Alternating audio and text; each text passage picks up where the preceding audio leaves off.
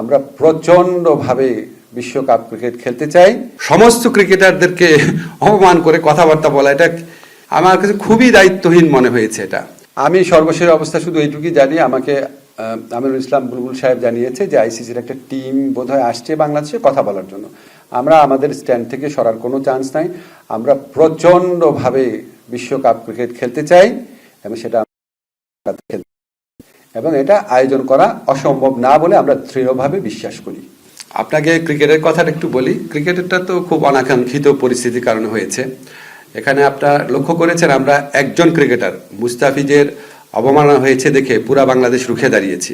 তো সেখানে আপনার বাংলাদেশ ক্রিকেট বোর্ডের একজন পরিচালক পুরা বাংলাদেশের সমস্ত ক্রিকেটারদেরকে মানে জন্য অপমানজনক যে মন্তব্য করেছেন, অপমানজনক যে মন্তব্য করেছেন, আমি একজন ক্রিকেট ফ্যান হিসেবে বলি, আমার কাছে খুবই দায়িত্বহীন মনে হয়েছে। এটা আমাদের এখন গ্লোবালি এই মেসেজ দেওয়া প্রয়োজন, আমরা সবাই ঐক্যবদ্ধ একটা জাতি। ক্রিকেট বোর্ড, ক্রিকেটার, ক্রিকেট আমোদী, আমরা সবাই ঐক্যবদ্ধ একটা জাতি। আমরা দেশের মর্যাদার প্রশ্নে ঐক্যবদ্ধ রয়েছি।